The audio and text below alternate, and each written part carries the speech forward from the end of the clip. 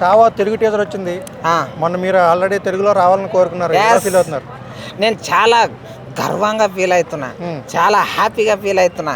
ఒక మహాయోధుని స్టోరీ మన తెలుగులో రావడం చాలా గొప్ప విషయము, చాలా చెప్పుకోదగ్గ విషయం. ట్రైలర్ చూసారా మీరు? చూశానండి. డైలాగులు అయ్యి కరెక్ట్గా యాప్ట్ అయినాయా?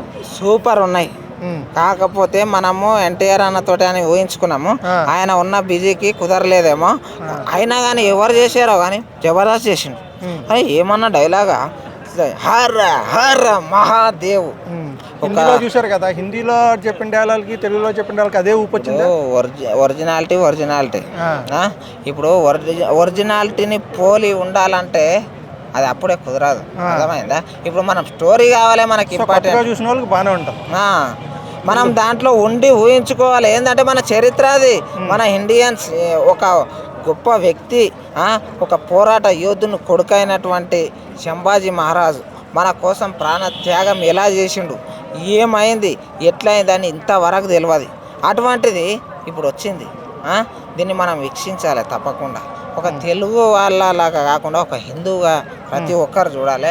ఈ భారతదేశంలో ఉన్న ప్రతి ఒక్క వ్యక్తి, పబ్లిక్ అందరు చూడాలి. మళ్ళీ మీరు తెలుగులో చూడడానికి వెళ్తున్నారా? హిందీలో చూసారు కదా, మరి చూడాలండి. ఇప్పుడు అడిగింది మనమే, దాన్ని మనం చూడాల్సిందే కదా.